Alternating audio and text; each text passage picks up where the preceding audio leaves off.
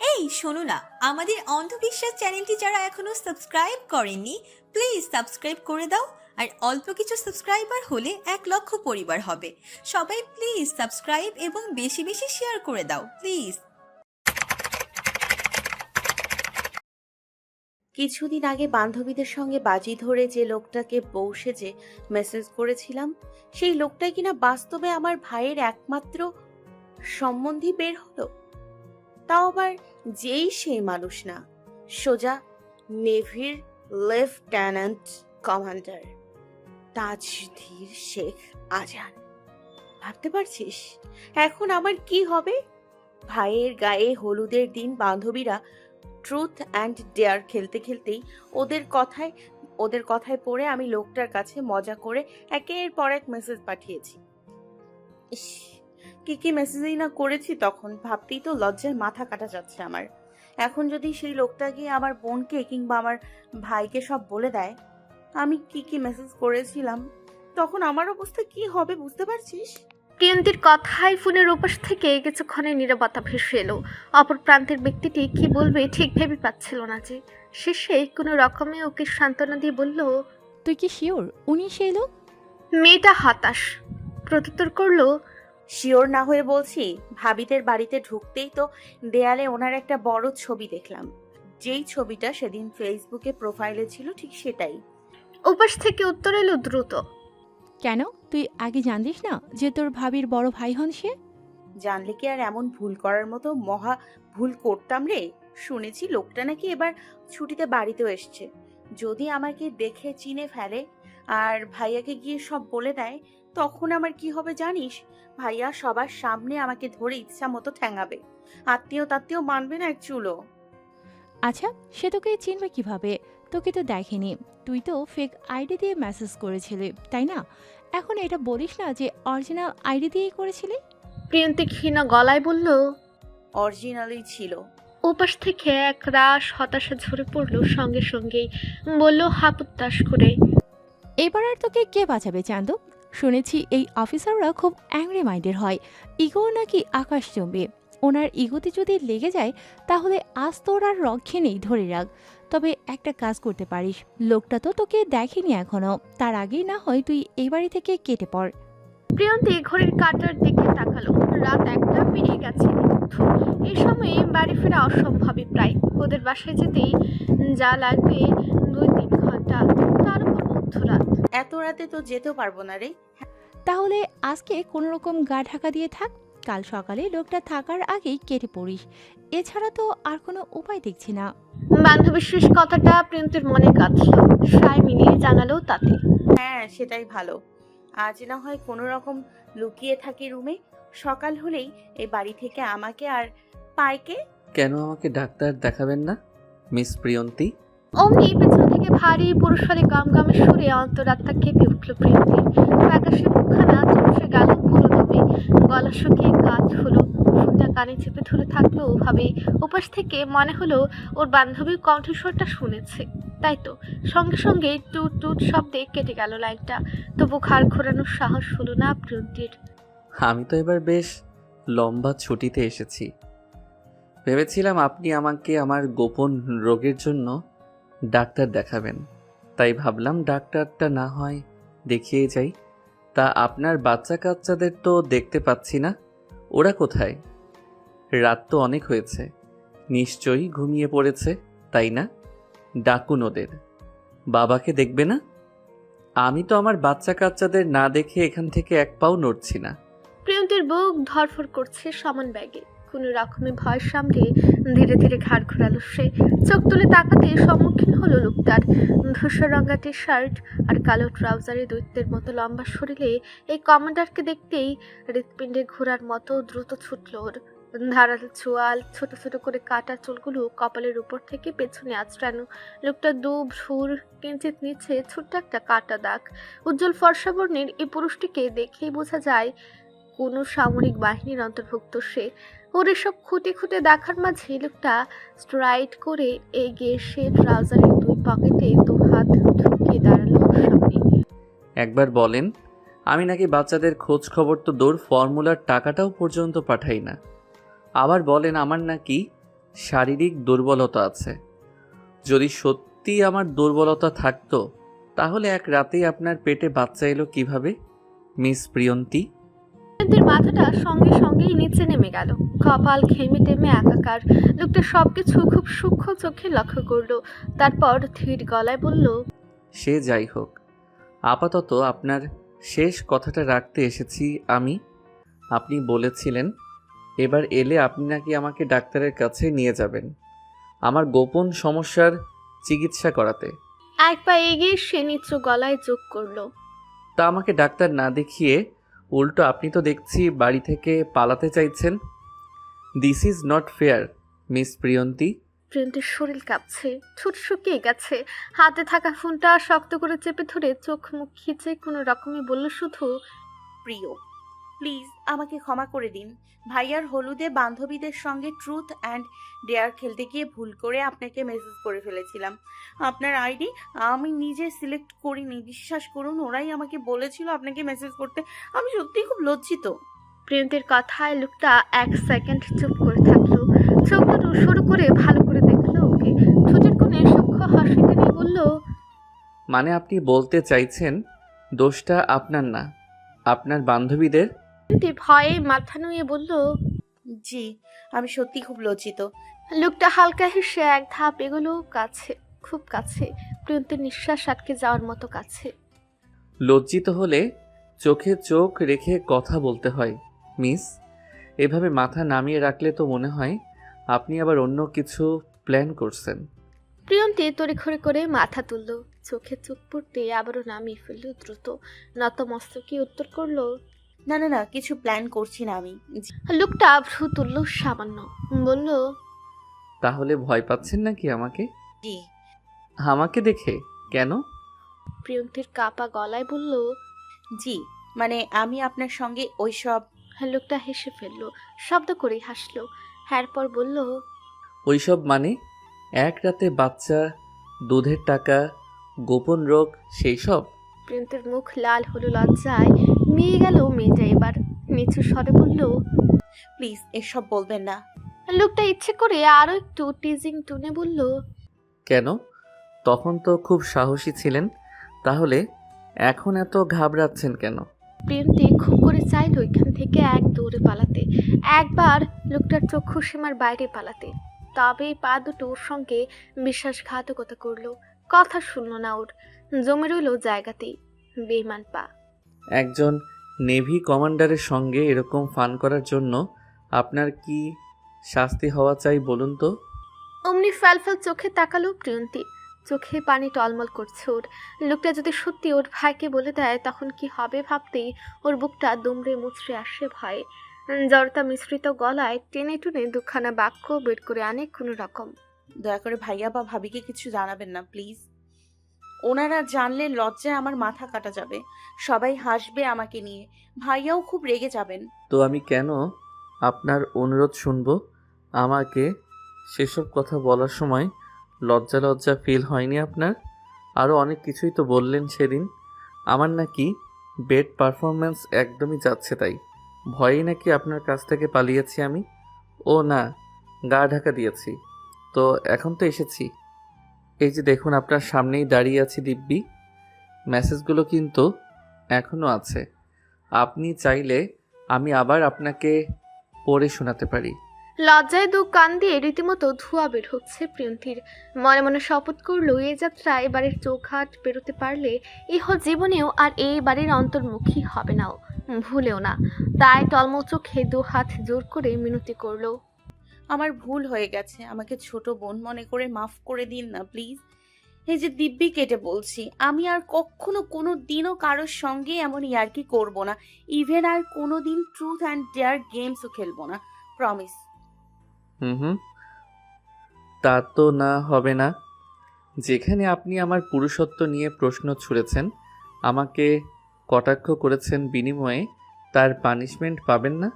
একজন lieutenant navy কমান্ডারের পুরুষত্ব নিয়ে মজা করার সুবাদে তার শাস্তি স্বরূপ আপনাকে এই আমার সঙ্গে, আপনার ভাষায় এই নিরামিষ পুরুষটার সঙ্গেই সারা জীবন কাটাতে হবে।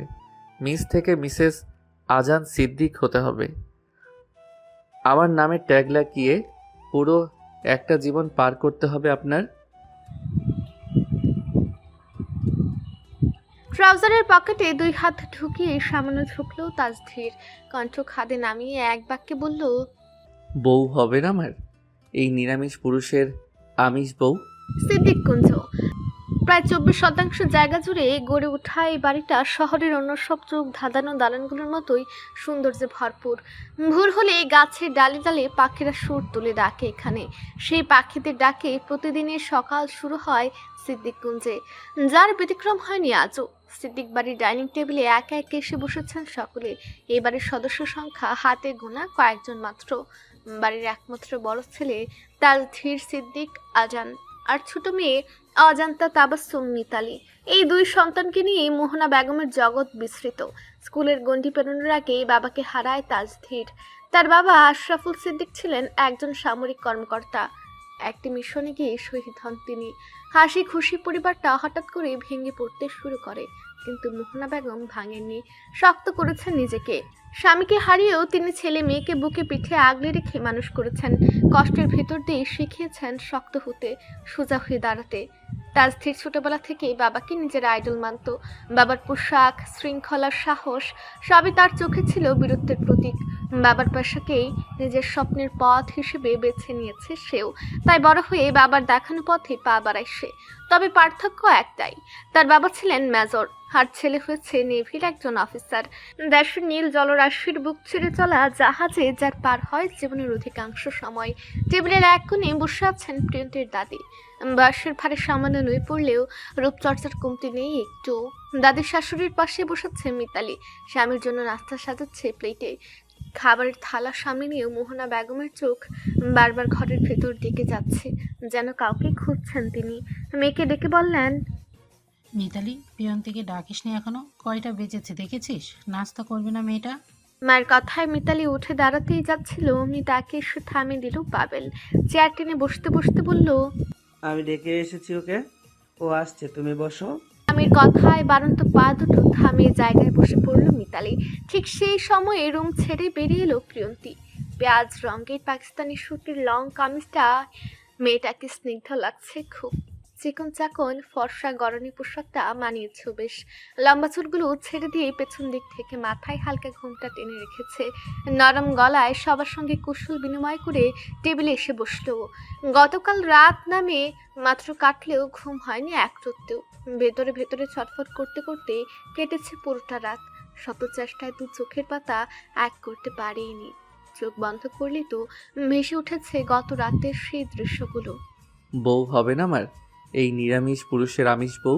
কথাগুলো বারবার ওর চোখের সামনেই ঘুরে ফিরে এসেছে না চাইতেও। এমন মোহনীয় ভাবে কেউ সামনে এসে এমন আবদার করে বুঝি? তাও লোকটা কিনা যে সে কোনো তরুণ যুবক না, সোজা লেফটেন্যান্ট নেভি কমান্ডার। রাতের ছটফটানে এখনো কমেনি ওর। একবার তো ভেবেছিল সকাল হতেই চলে যাবে বাড়িতে, থাকবে না আর এখানে। লোকটার মুখোমুখি কেমন করে হবেও। আবার ভাবলো বাড়িতে একা কিভাবেই বা যাবে। বাড়িতেও তো আর কেউ নেই, একমাত্র ভাই আর দাদি ছাড়া। দুজনেই তো বর্তমানে এই বাড়িতে অবস্থান করছে। তাই নিরাশ হয়ে রয়ে গেছে এই বাড়িতে। যতদিন থাকবে একটু সাবধান থাকলেই হলো। টেবিলে একের পর এক খাবার সার্ভ করা হচ্ছে। নতুন জামাই বলে মোহনা বেগম সবকিছু নিজে তদারকি করে সাজিয়েছেন কাজের মেয়েটাকে নিয়ে। প্রিয়ন্তী পরোটা নিয়ে একটু মাংসের ঝোল মাখালো প্রথমে। এক টুকরো চিবিয়ে যেই না পুনরায় পরোটাটুকু ছিঁড়ে মুখে পড়বে, অমনি সিঁড়ি দিয়ে নামার শব্দে ঘাড় তুলল উপরে। হাতে কালো রঙের ঘড়িটা পড়তে পড়তেই নিচে নামছে তাজধীর। প্রিয়ন্তীর অজান্তেই চোখ তুলে তাকালো। স্পষ্ট সকালের আলোয় লোকটাকে এবার ভালো করে দেখলো। কালো ট্রাউজার, অফ হোয়াইট রঙের টি শার্ট, গায়ে উজ্জ্বল ফর্সা বর্ণের লোকটাকে নিখুঁত লাগছে দেখতে। প্রিয়ন্তী খেয়াল করলো লোকটা ফেসবুকের প্রোফাইলের থেকেও বাস্তবে দেখতে বেশি আকর্ষণীয়, সুদর্শন। ছবিটা বোধ হয় অনেক আগেরই হবে। শক্ত গড়ন, ধারালো চোয়াল, ছোট করে কাটা চুলে নর্মাল ছেলেদের না মানালেও এই ডিফেন্সারদের মানে যায় কাকতালীয় ভাবে। ওর তাকিয়ে থাকার মাঝেই মনে পড়লো গত রাতের কথাগুলো। তড়িৎ ব্যাগে চোখ সরে নিল প্রিয়ন্তী। হাঁসফাঁস করলো ভেতরে ভেতরে, লজ্জায় বিব্রতিতে পড়লো অমনি। স্বাভাবিকভাবেই টেবিলের পাশে সে চেয়ার টেনে বসলো তাজধীর। চেয়ারে বসা ছেলেটাকে মন ভরে দেখলো মোহনা বেগম। এই ছেলেটা হচ্ছে একদম তার বাবার মতো। ছোটবেলা থেকে দায়িত্ব আর শৃঙ্খলার বাইরে কিচ্ছুটি বুঝে না। কাজ ছাড়া আর কিছুই যেন নেই ওর জীবনে। নিজের সুখ দুঃখ আরামায় সবকিছুর ঊর্ধ্বে ওর কাছে একটাই জিনিস বড়, দেশের সেবা করা। মাসের পর মাস জাহাজে সমুদ্রে ভেসে বেড়ায়, ঠিক মতো খায় কিনা ঘুমায় কিনা সেটা অবধি জানেন না তিনি। বেশিরভাগ সময় তো ছুটি থাকলেও বাড়িতে আসে না অবধি। শত রিকোয়েস্টে আনা গেলেও দেখা যায় 2-3 দিনের বেশি থাকে না। যতবারই থেকেছে মায়ের আহাজারি অনুরোধ থেকেই বাধ্য হয়েই থেকেছে। এই তো মেয়ের বিয়ে হলো দিন 15 আগে। সে নাকি ছুটির আবেদন করেছিল, কিন্তু মিশন থাকায় আসতে পারেনি। মোহনা বেগম জানেন একটু চেষ্টা করলে আসতে পারতো তার ছেলেটা, করেনি চেষ্টা। গতকালই বাড়ি এসেছে। ছেলের বাড়িতে আসার খবর পেয়ে মোহনা বেগম আর দেরি করেননি। মেয়ে জামাই দুজনকে আগে ভাগেই নিজের বাড়িতে ডেকে নিয়েছেন, কারণ বেশ ভালো করে অবগত তিনি দাসজির নিজে থেকে কখনো কারো বাড়িতে যাবে না, কোনো দিনও না, এমনকি নিজের বোনের শ্বশুর বাড়িতেও না। ছেলের পছন্দের খাবার আগে ভাগেই সাজিয়ে রেখেছেন তিনি। কি খায় না খায় কে জানে। সব সময় পড়ে থাকে তো ওই নীল পানির মহাসমুদ্রেই। খেতে খেতে তাজ ধীরে ধীরে চামচ নামিয়ে পাবেলের দিকে তাকালো, বলল অমনি, তো পাভেল, তোমার ব্যবসা বাণিজ্য কেমন চলছে? পাভেল খাবার মুখে তুলতে তুলতেই নম্র গলায় প্রত্যুত্তর করলো। এই তো ভালোই চলছে। কারো কণ্ঠস্বর এতটা মারাত্মক কিভাবে হতে পারে জানা নেই প্রিয়ন্তীর। লোকটা স্বাভাবিক কথা বললেও যেন একদম সোজা বুকের মধ্য গিয়ে লাগতে পারে।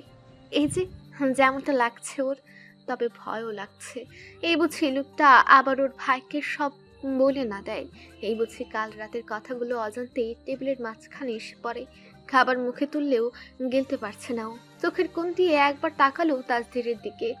লোকটা ঠিক তখনই বলল আবার, তা মিস প্রিয়ন্তী, আপনার কি অবস্থা? প্রিয়ন্তী তো চেয়েছিল। লোকটা প্রশ্ন করে তাকাতে চোখাচোখি হলো দুজনের। সঙ্গে সঙ্গে মাথা নুয়ে ফেললো প্রিয়ন্তী। আচানক প্রশ্নে খাবার আটকালো কি গলায়। তুরন্ত পানির গ্লাস এগিয়ে দিল মিতালি, বলল, নাও পানি খাও আস্তে। প্রিয়ন্তী কাপা হাতে পানি নিয়ে কয়েক ঢুক খেলো। খেতে খেতে তাকালো আবার। লোকটা তখনও ওর দিকেই ভ্রু কুচকে তাকিয়ে। মনের প্রশ্নের উত্তর দিল পাভেল, বলল, এই তো ভালোই চলছে। এবার অনার্স ফার্স্ট ইয়ারে ভর্তি হয়েছে ইংলিশ ডিপার্টমেন্টে। তাজধীর হালকা ভ্রু তুলে বলল, ও ইংলিশ, ভালো তো। তো আপনার শখ কি মিস প্রিয়ন্তী? লেখাপড়া চালাবেন নাকি বিয়ে শাদী করে হাজবেন্ড নিয়ে সেটেল হয়ে যাওয়ার প্ল্যান আছে একেবারে? ব্যাস ঠিক এই ভয়টাই তো পাচ্ছিল। হয়ে গেল কাণ্ড। শব্দগুলো এক একটা ধারালো ছুরির মতো লাগলো প্রিয়ন্তীর বুকে। হাত দুটো অজান্তেই নিজের জামা খামচে ধরল, চোখ নামিয়ে ফেলল ত্রস্ত। মোহনা বেগম ছেলের দিকে তাকিয়ে কড়া গলায় বললেন, বাবা, খাবারের সময় এসব প্রশ্ন কেন? আগে খাবার শেষ হোক, তারপর না হয় বসে কথা বলো। আম্মু, আমাদের কাছে প্রতিটা সেকেন্ডই খুব প্রিশিয়াস। সময়কে আমরা হালকাভাবে নিতে পারি না। পাবেল হেসে শাশুড়ির দিকে তাকিয়ে বলল, সমস্যা নেই আম্মু। তারপর নিজে বলল, ওর পড়াশোনার ইচ্ছে আছে ভাইয়া, আমাদেরও ইচ্ছে আছে ওকে পড়ানোর। ওর স্বপ্ন ইংরেজি লেকচারার হওয়া। তাজধীর মাথা নাড়ল, বলল, বাহ, খুব ভালো। না হলে আজকালকার মেয়েদের তো কলেজে উঠলেই বিয়ের আবার তাড়া লাগে, বাচ্চা কাচ্চা নিয়ে প্ল্যানিংও করে ফেলে। অ্যাকচুয়ালি ওটা বয়সের দোষ। তা তোমার ওরকম কোনো ইচ্ছে টিচ্ছে নেই তো মিস প্রিয়ন্তী? খুক খুক করে কেসে উঠল প্রিয়ন্তী। এইবার আর পানিতেও কাজ হলো না। চামচ নামিয়ে উঠে দাঁড়ালো সোজা, পা বাড়ালো উল্টো পথে। যেতে যেতে বলল, মানে আমার খাওয়া হয়ে গেছে, আমি এখন উপরে যাই। মিতালি অবাক হয়ে বলল, ওমা এত কম খেলে যে? মোহনা বেগমও ডাকলেন মেয়েটাকে, বললেন থামিয়ে, আর একটু খেয়ে যাও মা, শরীরে তো কিছুই নেই তোমার, এভাবে খেলে হবে? প্রিয়ন্তী মৃদু হেসে মাথা নাড়ল, না আন্টি, সত্যি খাওয়া হয়ে গেছে, আর খেতে ইচ্ছে করছে না। বলে আর দাঁড়ালো না প্রিয়ন্তী। ছুটে চলল রুমে। আপাতত আর এই লোকটার সামনে আসবে না ও। ডাইনিং টেবিলে সে অস্বস্তিকর মুহূর্তটার পর থেকে প্রিয়ন্তীর মাথার ভেতর একটাই কথা ঘুরপাক খাচ্ছিল, এইভাবে ভয় নিয়ে লুকিয়ে থাকলে চলবে না। লোকটার সঙ্গে সরাসরি কথা বলতে হবে। যা হয়েছে হয়েছে, মুখোমুখি না হলে এই অজানা আতঙ্কটা কোনো দিনও কাটবে না। রুমে ফিরে সে বিছানায় বসে ফোনটা হাতে নিল প্রিয়ন্তী। মেসেঞ্জারে ঢুকে মেসেজ দিল বান্ধবীকে, আমার রীতিমতো অনেক ভয় হচ্ছে রে স্নেহা। কি করব আমি এখন? একবার মনে হয় সব জানিয়ে দেবে। এই বুঝি ভাইয়া এসে আমার গালে কষিয়ে দুটো থাপ্পড় বসালো বলে। আমি আর পারছি না। ওপাশ থেকে রিপ্লাই এলো সাথে সাথেই। এভাবে ভয় পেলে তো চলবে না। লোকটা কি সকালে কিছু বলেছিল তোকে?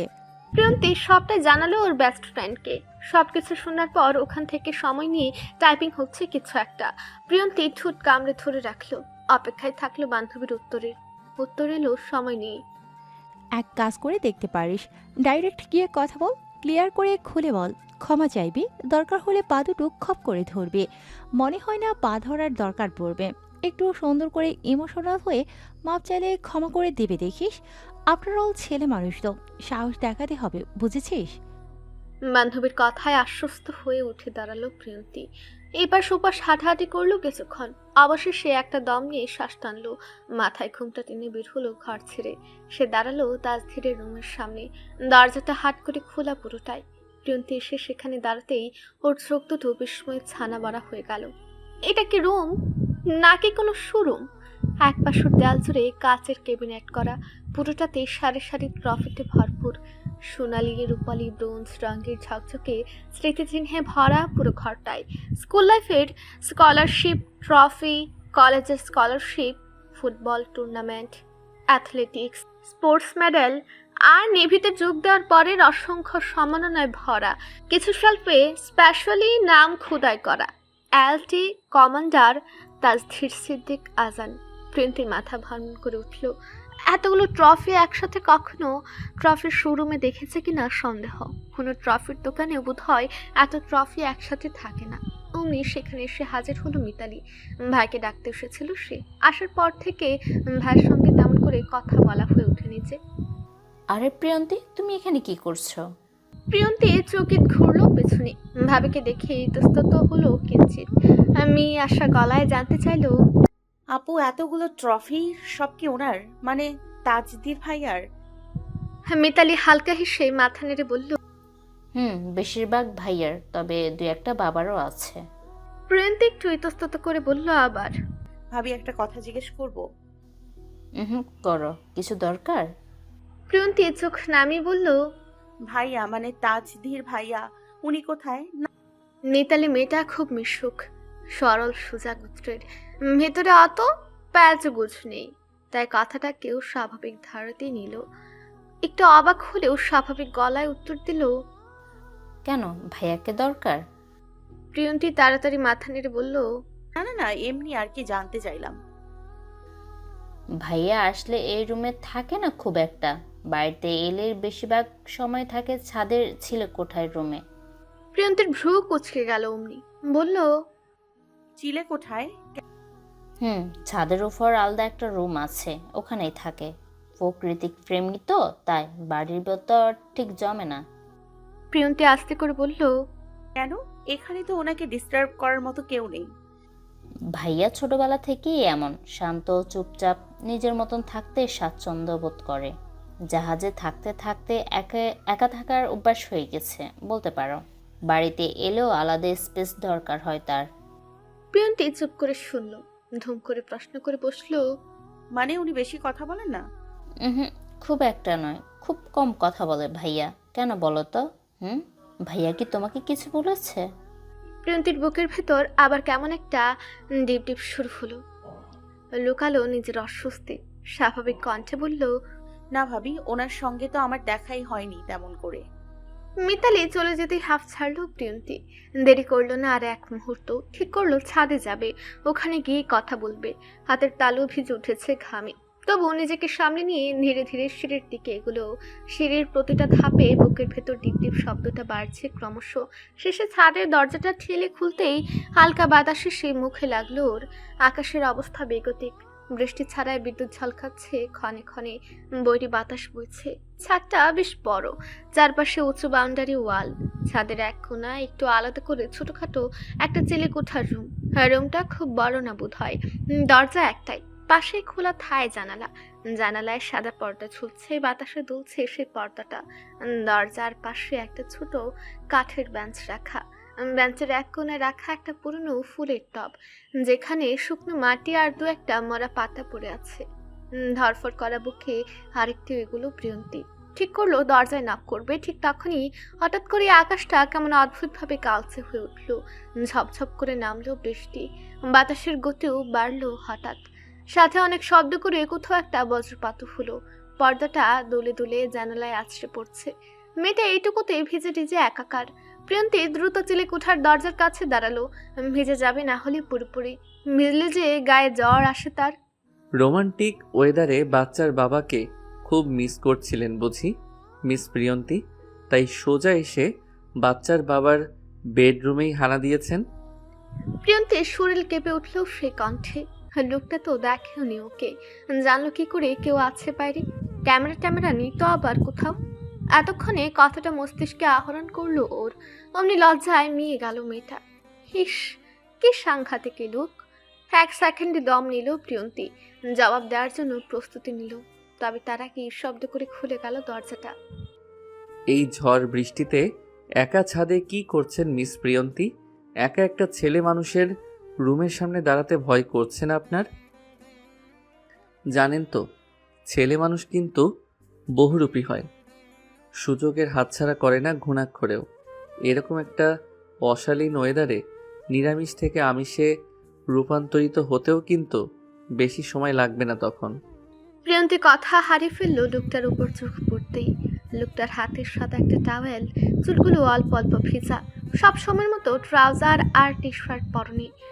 আর সবচেয়ে বেশি যেটা আকর্ষণ করে সেটা হলো লোকটার কপালের আর নাকের মাঝ বরাবর থাকা সেই কাটা দাগটা, ভ্রুর ঠিক মাঝখানে একটু নিচেই।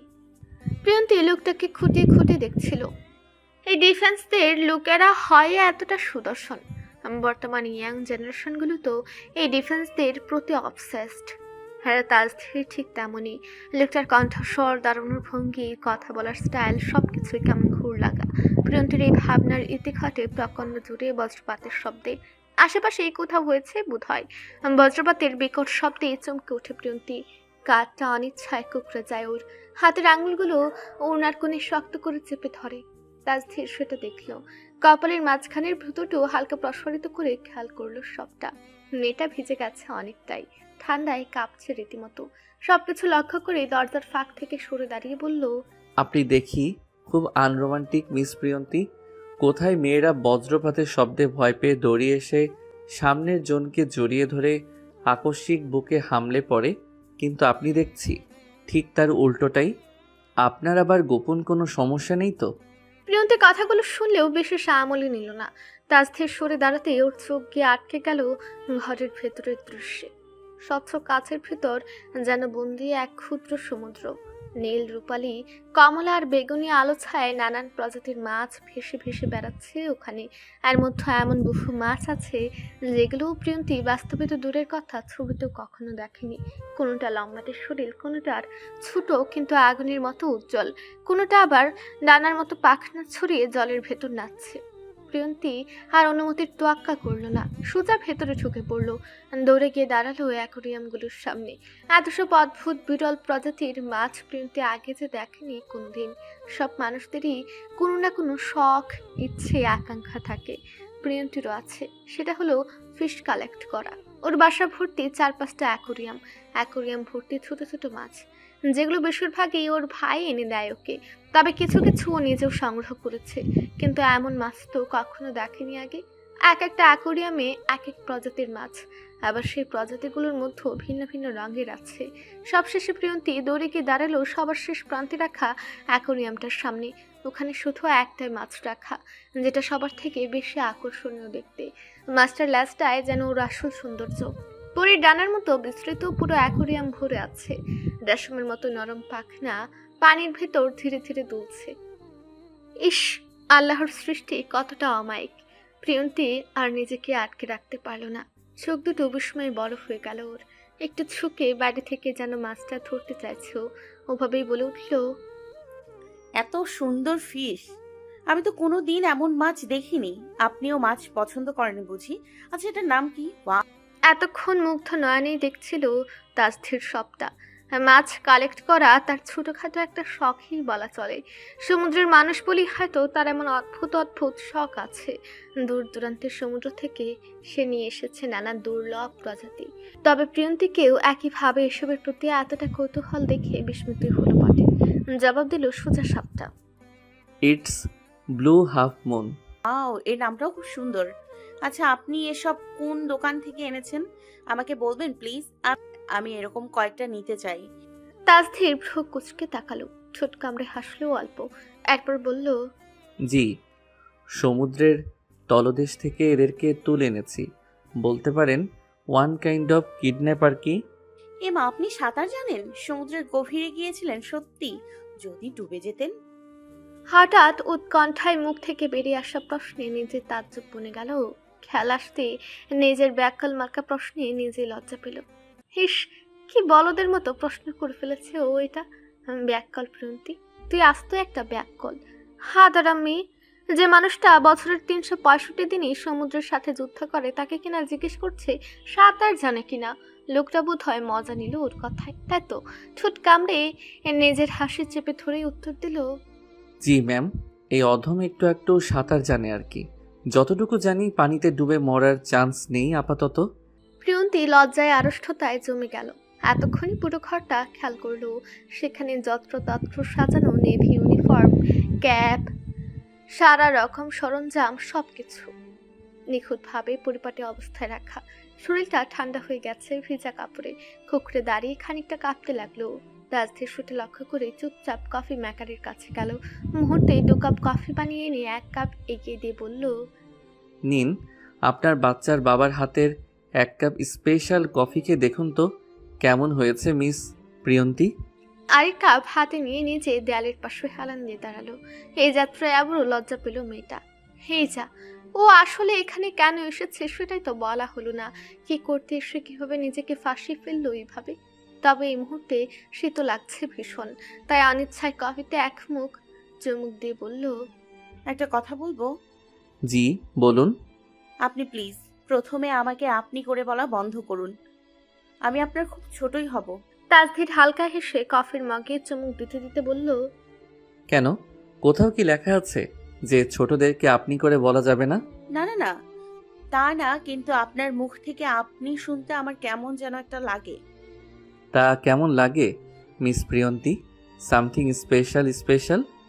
প্রিয়ন্তীর লজ্জা আরো বাড়লো মেয়েটাকে এইভাবে বিব্রত হতে দেখে। তাসধীর হাসি ধরে রাখতে পারল না যেন।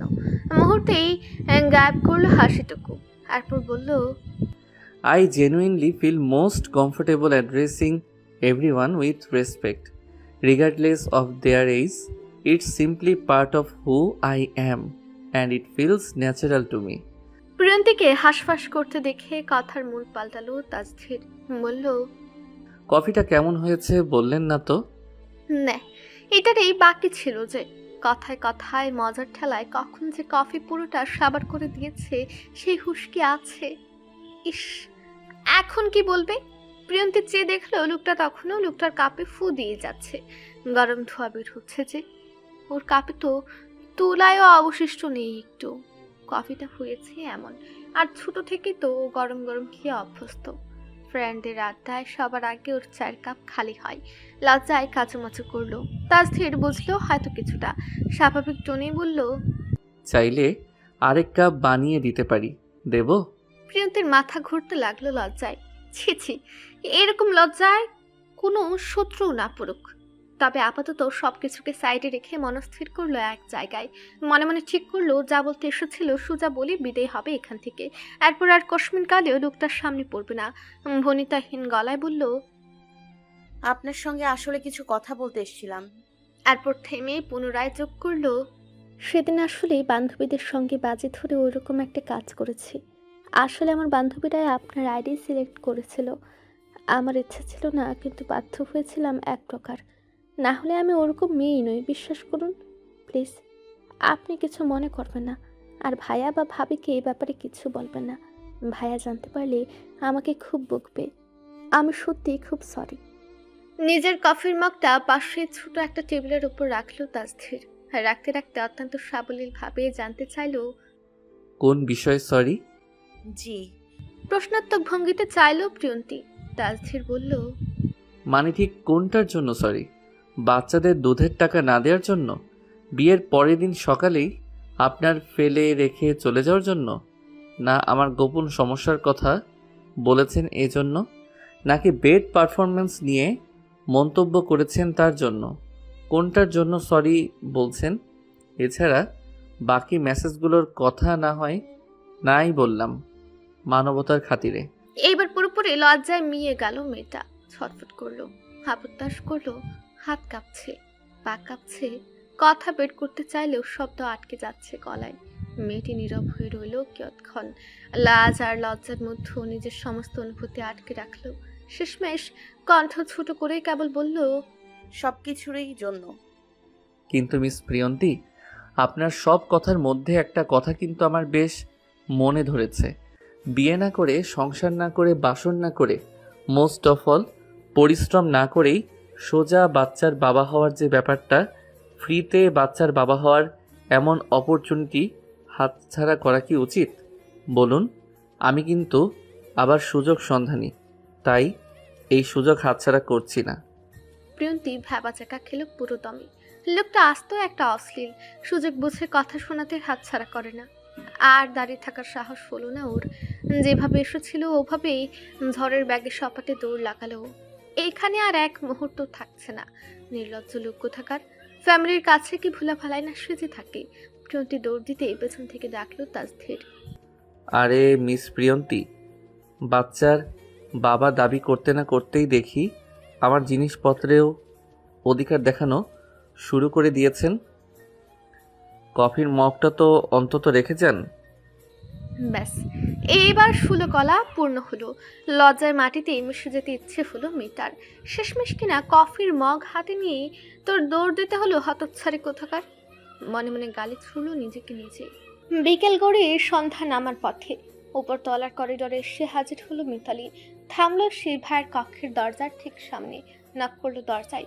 অমনি ভেতর থেকে তাজধীরের ধীর গলা ভেসে এলো সঙ্গে সঙ্গেই। ইয়েস। ভাইয়া, আমি ডেকেছিলে আমায়?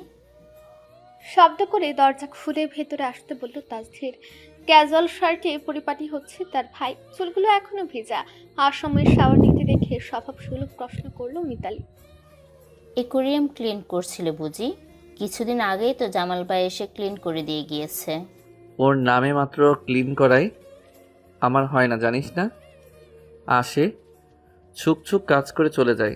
ওর উপর ডিপেন্ড করে থাকলে অ্যাকোয়ারিয়ামে আর মাছ থাকা লাগবে না।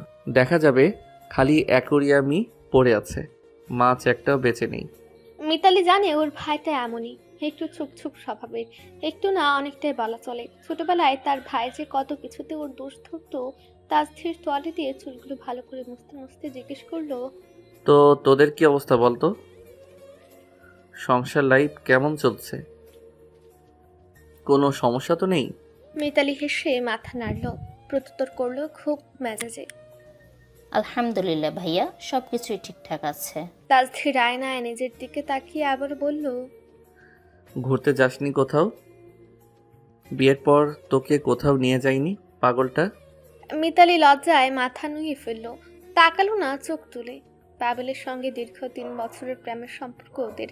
সেই সম্পর্কের জোর ধরে বিয়ে, এরপর 15 দিনের সংসার। বোনের লাজকতা টার পেয়ে তাজধীর গলা খাকড়ে দিল। মিতালি নিচু গলায় উত্তর করলো কেবল, ওর তো কাজের প্রেশার ভাইয়া, তাই আপাতত কোথাও যাওয়া হয়নি তেমন একটা। প্রেশার ট্রেশার আমি শুনতে চাইনি। নতুন বিয়ে হয়েছে, কোথাও আলাদা টাইম স্পেন্ড করবি না? শোন, তোদের জন্য একটা ট্রিপ প্ল্যান করেছি আমি। কক্সবাজার যাচ্ছিস তোরা আগামীকাল রাতে, সব ব্যবস্থা করে রেখেছি, পাবেলকে জানিয়ে দিস। মিতালি চোখ বড় বড় করে আওড়ালো, কক্সবাজার? তারপর একটু থেমেই বলল, ভাইয়া কক্সবাজার না, অন্য কোথাও।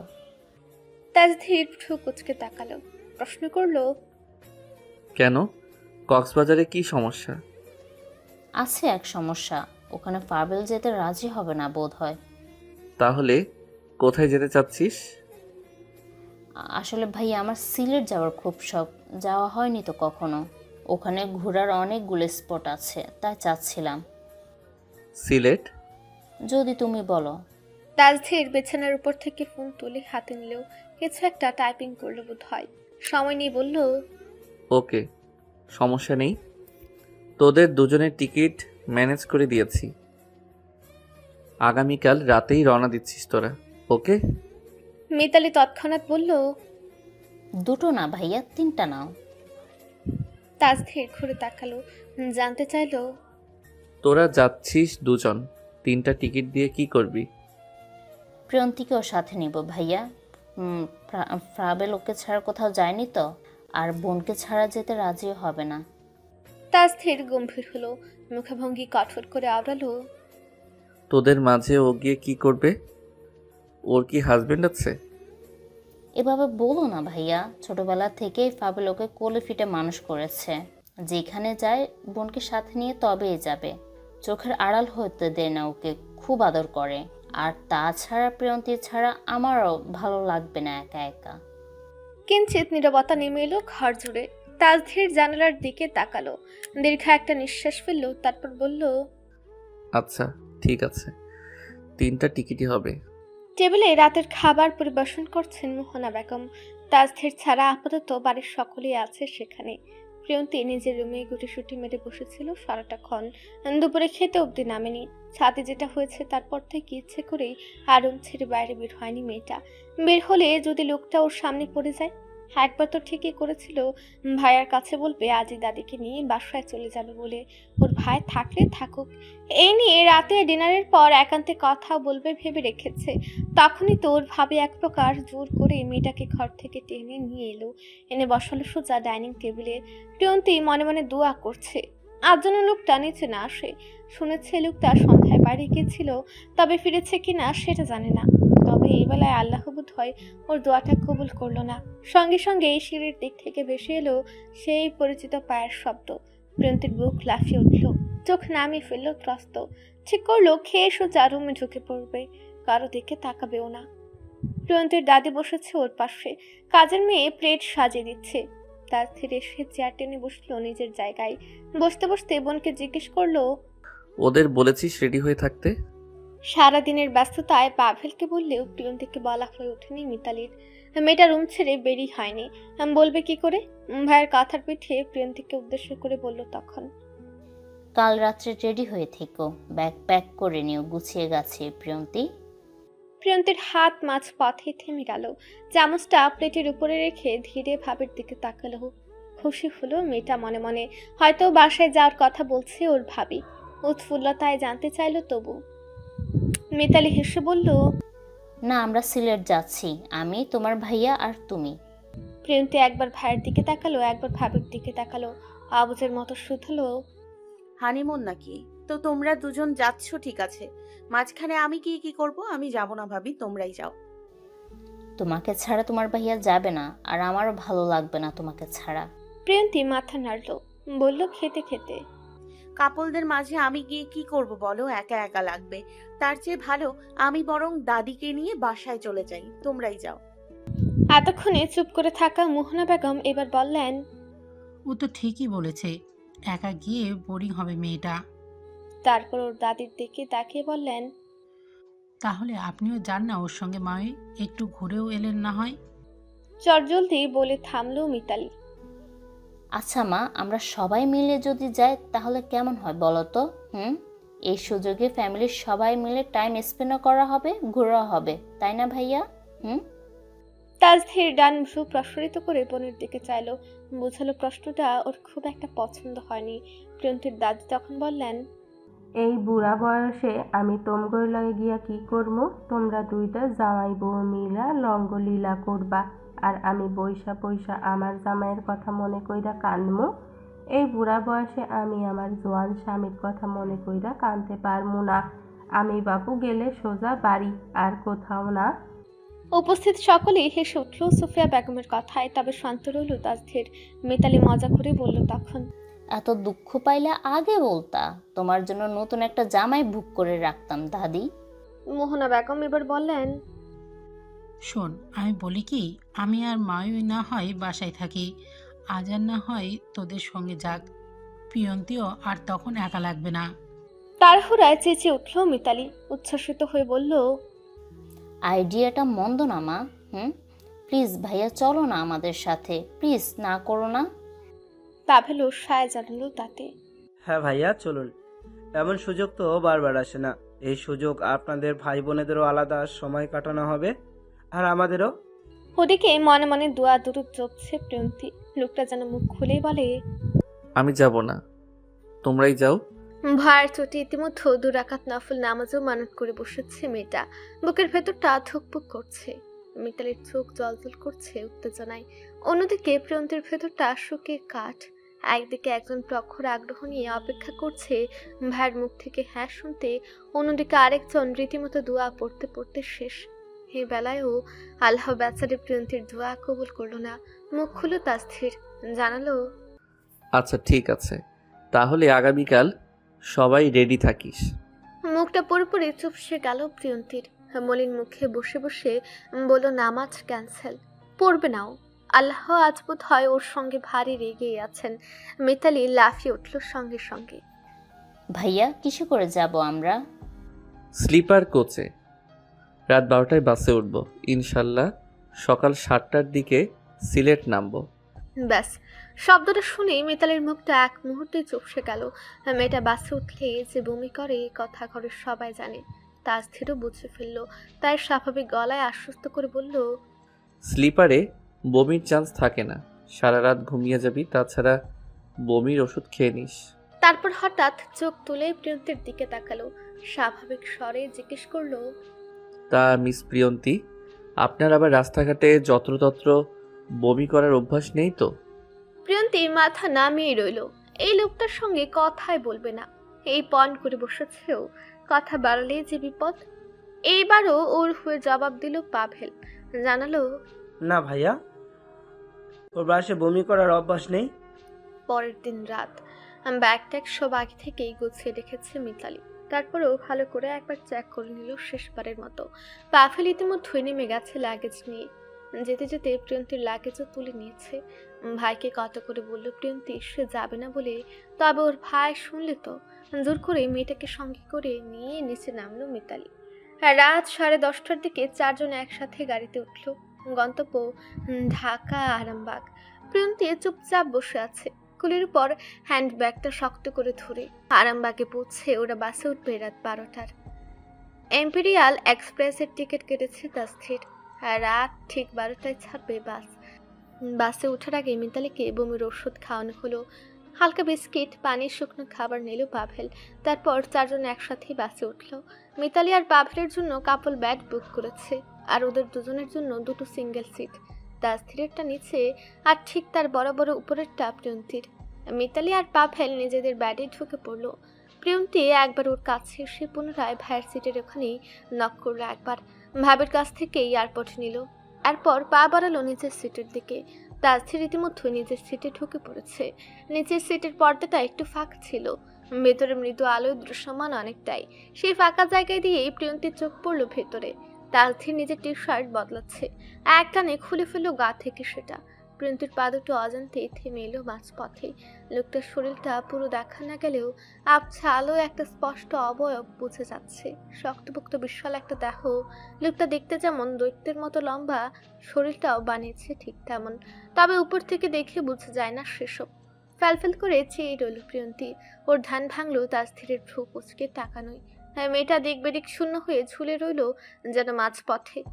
ইস, সবসময় ওর সাথে কেন এমনটা হয়? কেন কেন কেন এখনই তাকাতে হলো লোকটাকে। সম্বিত ফিরতেই দ্রুত উপরে উঠে নিজের ব্যাটে ঢুকে পড়লো প্রিয়ন্তী। ওড়নাটা মাথা থেকে সরিয়ে রাখলো একপাশে, এরপর বড় বড় শ্বাস নিল কয়েকবার। বুকের ভেতরটা থুকপুক করছে, হানচন হানচন করছে। ছি, লোকটা কি ভাববে ওকে? ঠিক তখনই পাশে থাকা ফোনটা ভাইব্রেট করে উঠল। স্ক্রিন জ্বলে উঠল অমনি। মেসেঞ্জারে একটা নোটিফিকেশন শো করছে, ফ্রম তাসথির সিদ্দিক আজান। এই মাত্র এলো মেসেজটা। প্রিয়ন্তীর হাত কেঁপে উঠল, সেই কাঁপুনিতে কাঁপলো ফোনটাও। দুনামোনা করলো কয়েকবার। লোকটা ওকে মেসেজ পাঠিয়েছে। এই প্রথমবার লোকটা ওকে কোনো মেসেজ পাঠিয়েছে। কাঁপা কাঁপা হাতে মেসেঞ্জার খুললো, ঢুকলো চ্যাটিং বারে। দেখতে পেল 1 মিনিট আগে লোকটা রেখেছে। কি মিস প্রিয়ন্তী, বাচ্চার বাবাকে খুব বেশি মিস করছেন বুঝি? আগে বললেই পারতেন একসাথে ঘুমিয়ে ঘুমিয়ে যেতে চান। তাহলে না হয় আপনার ভাই ভাবির মতো আমাদের জন্যেও একটা কাপল সিট বুক করতাম। প্রিয়ন্তীর মাথা ছিছি করে উঠল। ছি, লোকটা কি বলে এসব? মনে মনে নিজেকে গালি ছুড়ল এই যাত্রায়। ও করেছে এমন নির্লজ্জের মতো কাজ? কেন ওভাবে ও কিছু কি মারতে গিয়েছিস তখন? নির্লজ্জ মেয়ে কোথাকার। এরপরে ভাবলো এরকম একটা নির্লজ্জ লোক আশেপাশে ঘুরঘুর করলে ও তো নির্লজ্জ হবেই। ঠিক তখনই টুং শব্দে কেঁপে উঠল ফোনটা আবারও। আপনি চাইলে এখনও ডাবল বেডের অ্যারেঞ্জ করা যায়, কিন্তু করবো নাকি? প্রিয়ন্তী ফোনটা বুকে চেপে ধরলো। গাল দুটো আগুনের মতো জ্বলছে। সিদ্ধান্ত নিল এই অসভ্য লোকটাকে আর 1 সেকেন্ডও সহ্য করবে না ও।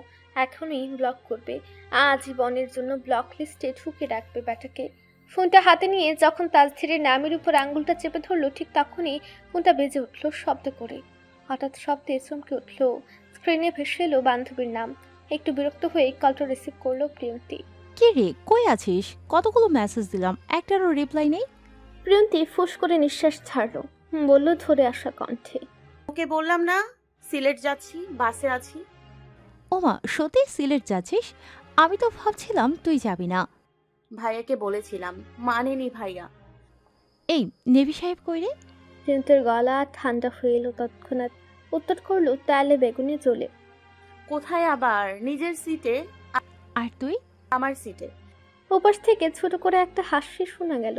পরিহাস করে বলে উঠলো মেয়েটা এবার। দেখছিস, আমি বললাম না ওই বেটা যাবি। তুই তো বলেছিলি যাবে না, এখনো বুঝিস না লোকটা তোকে পছন্দ করে। প্রিয়ন্তী রেগে উঠলো ফুস করে। রেগে মেগে বলল, একদম ফালতু কথা বলবি না, মুড এমনিতেই বিগড়ে আছে।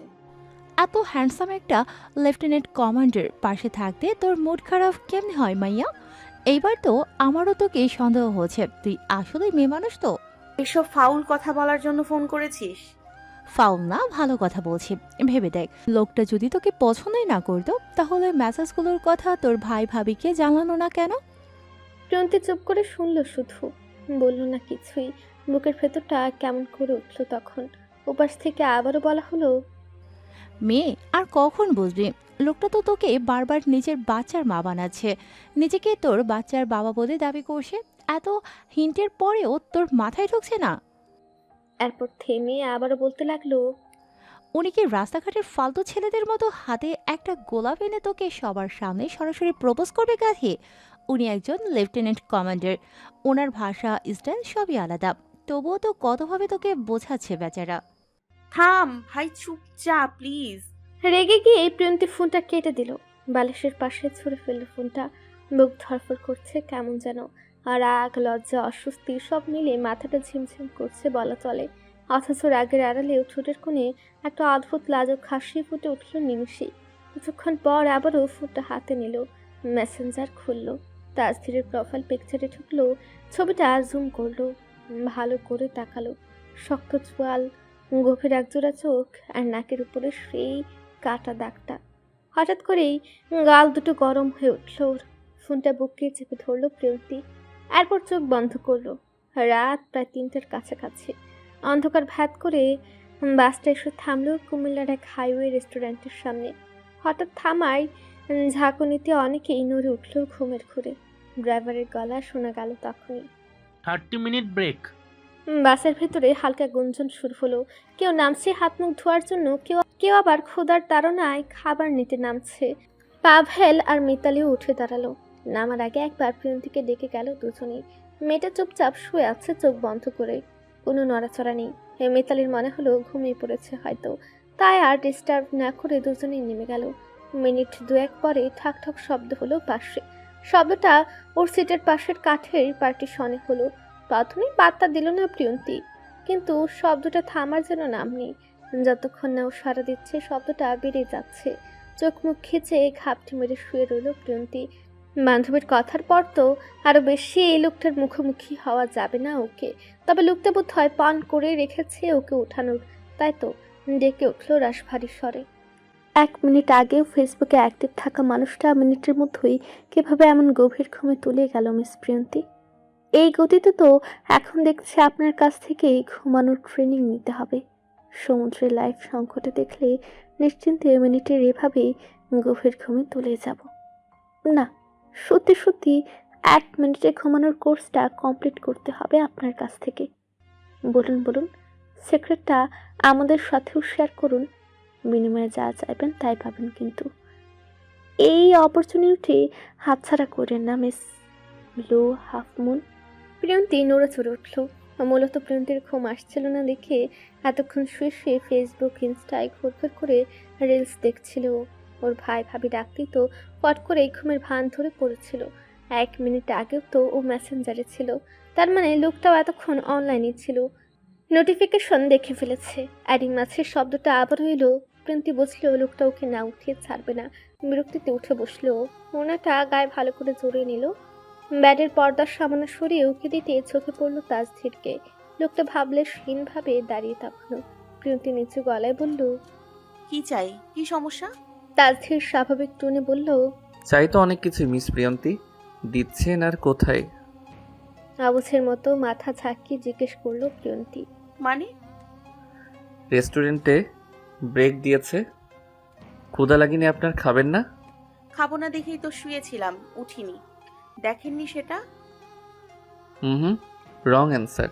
ঘুমাননি, বরং ঘুমানোর ভান ধরেছিলেন। প্রিয়ন্তী তেতে উঠল এবার। বলল চরবরে হয়ে, আমি যাব না, আপনি যান। কেন, ক্ষুধা পাইনি? আজব, ক্ষুধা পেলে তো আমি নিজেই চলে যেতাম, আপনার অপেক্ষায় থাকতাম নাকি? হয়তো সেই জন্যই বসেছিলেন, মুখ ফুটে বলতে পারছেন না। আমার ডাকার অপেক্ষাতেই ছিলেন, তাই না? এই জন্যই বুঝি আপনার ভাই ভাবি ডাকার পরেও ওঠেননি। প্রিয়ন্তীর মন চাচ্ছে নিজের মাথা নিজেই ফাটাতে, নয়তো কখন জানি ও এই লোকটার মাথা না আবার ফাটিয়ে দেয়। নিজের বাড়ন্ত রাগকে খানিকটা প্রশমিত করে নরম গলায় বলল, আমি যাব না, আপনি প্লিজ যান, প্লিজ। তাজধীর ভ্রু কুচকালো, জানতে চেয়ে বলল, কেন যাবেন না? ব্রেক তো 30 মিনিটের, হালকা কিছু খেয়ে নিলে ভালো লাগবে। না, ক্ষুধা লাগেনি আমার। এখন না লাগলেও নামলে লাগবে, যেতে যেতে আরও অনেকটা সময় লাগবে। রাতেও তো কিছু খেয়ে আসেননি, পরে দেখা যাবে শরীর খারাপ করে বিছানায় পড়ে থাকবেন। আপনার জন্য আমাদের ঘোরার স্বাদ মাটি হবে তখন। তাজধীর খুব সিরিয়াস টোনে বলল কথাগুলো। প্রিয়ন্তী মুখ ঘুরিয়ে নিল। ভাবলো এই কোন লোকের পাল্লায় পড়েছ। কোত্থেকে কোথায় চলে গেল এই লোক? দাঁতে দাঁত খিচে বলল প্রিয়ন্তী, আপনারা তো ভাবতে হবে না আমাকে নিয়ে, আমার না খেয়ে থেকেও অভ্যাস আছে, সো কিছু হবে না আমার। আমি না ভাবলে আর কে ভাববে বলুন? বাচ্চার বাবাকেই তো বাচ্চার মাকে নিয়ে ভাবতে হয়, এটাই তো নিয়ম। প্রিয়ন্তী অবাক হয়ে তাকালো। ফুসফুস করে শ্বাস ছাড়লো সাপের মতো। ওনাটা মাথায় চেপে খিটখিটে মেজাজে আওড়ালো, সরুন, নামতে দিন। নামতে পারবেন তো? না, কোলে করে নামাতে হবে, পারবেন? যদিও কখনো কোনো মেয়েকে কোলে নেইনি, তবে চাইলে অ্যান্ড আপনার কোনো আপত্তি না থাকলে নিতে পারি। আপনি তো আর আমার পর কেউ না। প্রিয়ন্তী রেগে মেগে গজগজ করতে করতে একা একা নামলো। তাজধীর সরে দাঁড়ালো, ঠোঁট চেপে ধরে হাসলো অল্প। প্রিয়ন্তী ফুসফুস করতে করতে বেরোলো বাইরে। রেস্টুরেন্টে ঢুকে প্রিয়ন্তীর চোখে পড়লো পাভেল আর মিতালিকে। দুজনে টেবিলের পাশে দাঁড়িয়ে খাবারের মেনু দেখছিল। প্রিয়ন্তীকে দেখে মিতালি চমকে উঠল, বলল, আরে প্রিয়ন্তী, এখন উঠলে? আমরা তো ডেকে এলাম, তখন উঠুনি কেন? প্রিয়ন্তী কিছু বলার আগে পিছন থেকে তাজধীর হাঁক ছাড়লো। পেটের ভেতরে ইঁদুর দৌড়ালে কি কেউ ঘুমাতে পারে নাকি মিতালি?